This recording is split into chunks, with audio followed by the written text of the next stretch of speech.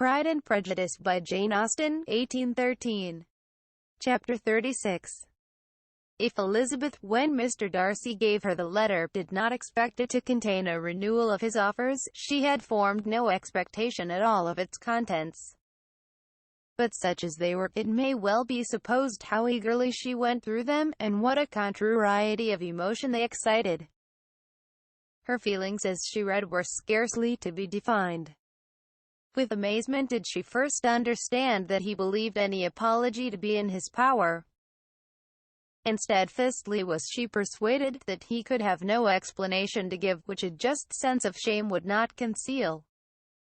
With a strong prejudice against everything he might say, she began his account of what had happened at Netherfield. She read with an eagerness which hardly left her power of comprehension, and from impatience of knowing what the next sentence might bring, was incapable of attending to the sense of the one before her eyes.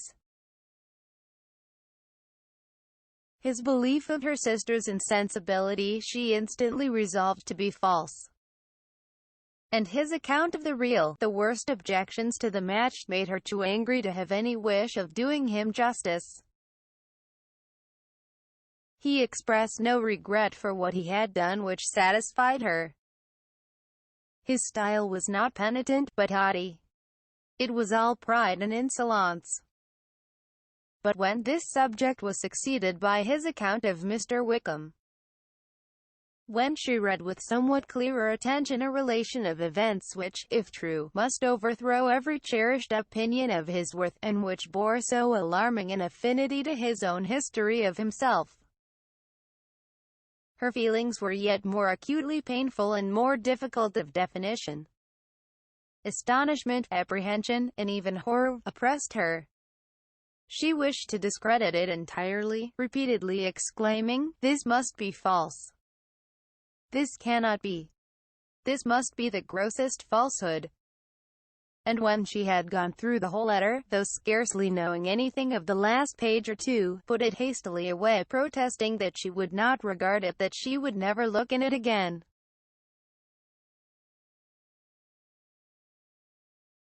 In this perturbed state of mind, with thoughts that could rest on nothing, she walked on. But it would not do. In half a minute the letter was unfolded again, and collecting herself as well as she could, she again began the mortifying perusal of all that related to Wickham, and commanded herself so far as to examine the meaning of every sentence.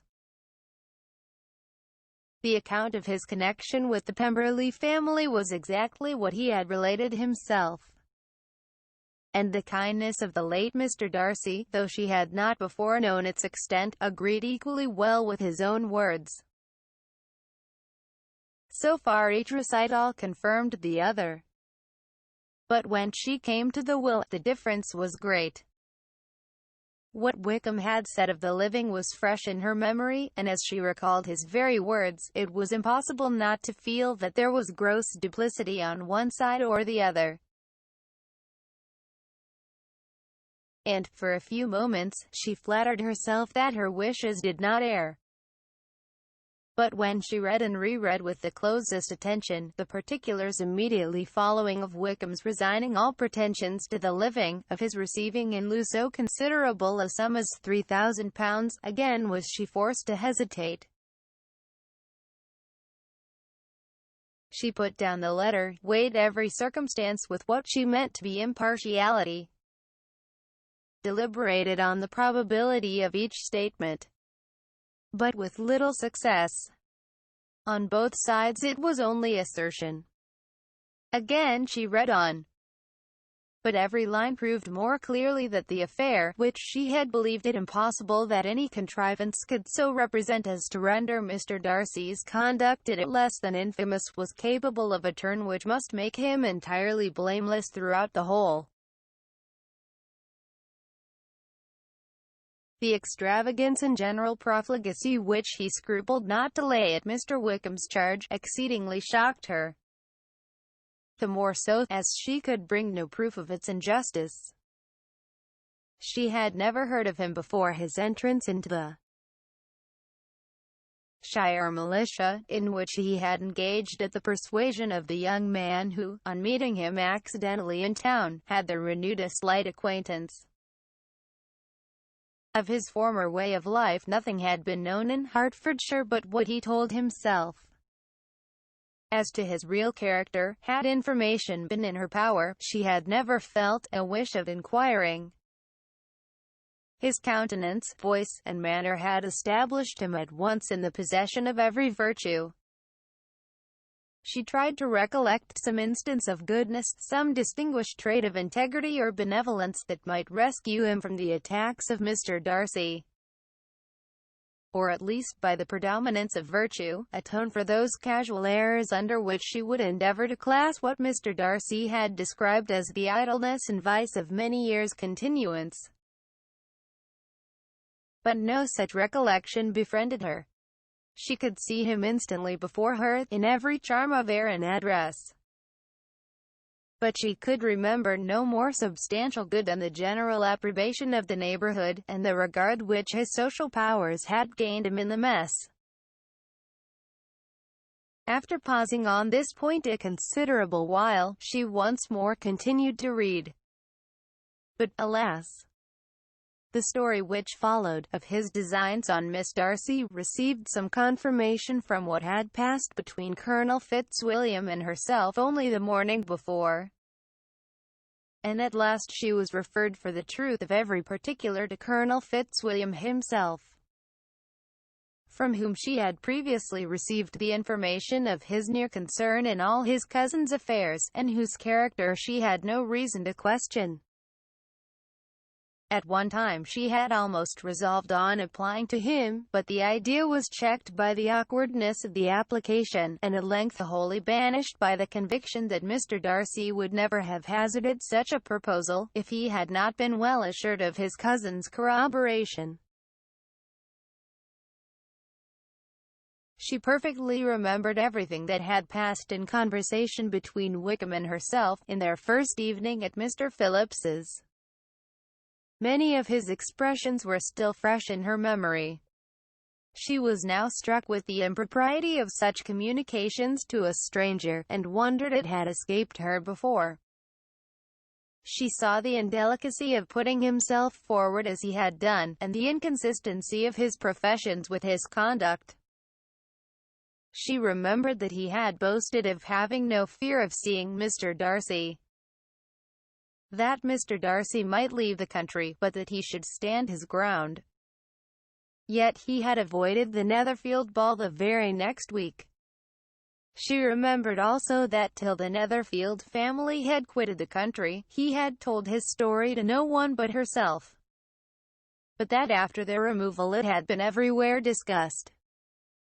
That he had then no reserves, no scruples in sinking Mr. Darcy's character, though he had assured her that respect for the father would always prevent his exposing the son. How differently did everything now appear in which he was concerned! His attentions to Miss King were now the consequence of views solely and hatefully mercenary, and the mediocrity of her fortune proved no longer the moderation of his wishes but his eagerness to grasp at anything. His behavior to herself could now have had no tolerable motive. He had either been deceived with regard to her fortune, or had been gratifying his vanity by encouraging the preference which she believed she had most incautiously shown. Every lingering struggle in his favour grew fainter and fainter.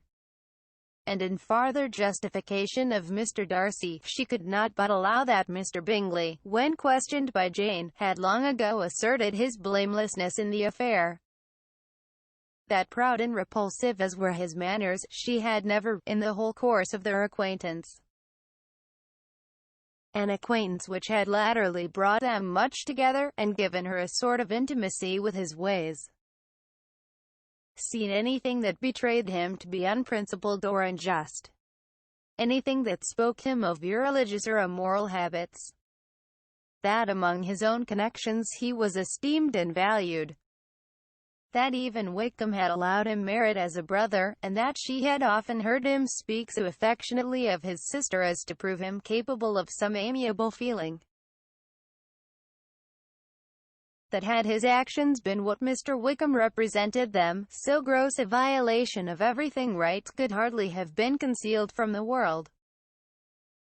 And that friendship between a person capable of it, and such an amiable man as Mr. Bingley, was incomprehensible. She grew absolutely ashamed of herself. Of neither Darcy nor Wickham could she think without feeling she had been blind, partial, prejudiced, absurd. "How despicably I have acted," she cried. "I, who have prided myself on my discernment. I, who have valued myself on my abilities. Who have often disdained the generous candor of my sister, and gratified my vanity in useless or blamable mistrust. How humiliating is this discovery!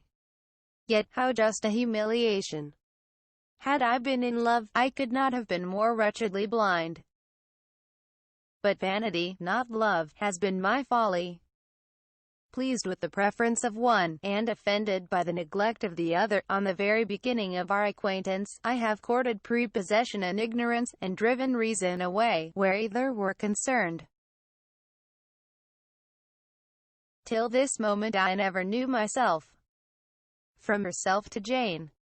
From Jane to Bingley, her thoughts were in a line which soon brought to her recollection that Mr. Darcy's explanation there had appeared very insufficient, and she read it again. Widely different was the effect of a second perusal. How could she deny that credit to his assertions in one instance, which she had been obliged to give in the other? He declared himself to be totally unsuspicious of her sister's attachment, and she could not help remembering what Charlotte's opinion had always been. Neither could she deny the justice of his description of Jane. She felt that Jane's feelings, though fervent, were little displayed, and that there was a constant complacency in her air and manner not often united with a great sensibility. When she came to that part of the letter in which her family were mentioned in terms of such mortifying, yet merited reproach, her sense of shame was severe. The justice of the charge struck her too forcibly for denial, and the circumstances to which he particularly alluded as having passed at the Netherfield ball, and as confirming all his first disapprobation, could not have made a stronger impression on his mind than on hers. The compliment to herself and her sister was not unfelt. It soothed, but it could not console her for the contempt which had thus been self-attracted by the rest of her family. And as she considered that Jane's disappointment had in fact been the work of her nearest relations, and reflected how materially the credit of both must be hurt by such impropriety of conduct, she felt depressed beyond anything she had ever known before. After wandering along the lane for 2 hours, giving way to every variety of thought, reconsidering events, determining probabilities, and reconciling herself as well as she could to a change so sudden and so important, fatigue, and a recollection of her long absence made her at length return home. And she entered the house with the wish of appearing cheerful as usual, and the resolution of repressing such reflections as must make her unfit for conversation. She was immediately told that the 2 gentlemen from Rosings had each called during her absence. Mr. Darcy, only for a few minutes, to take leave, but that Colonel Fitzwilliam had been sitting with them at least an hour, hoping for her return, and almost resolving to walk after her till she could be found. Elizabeth could but just affect concern in missing him. She really rejoiced at it. Colonel Fitzwilliam was no longer an object. She could think only of her letter.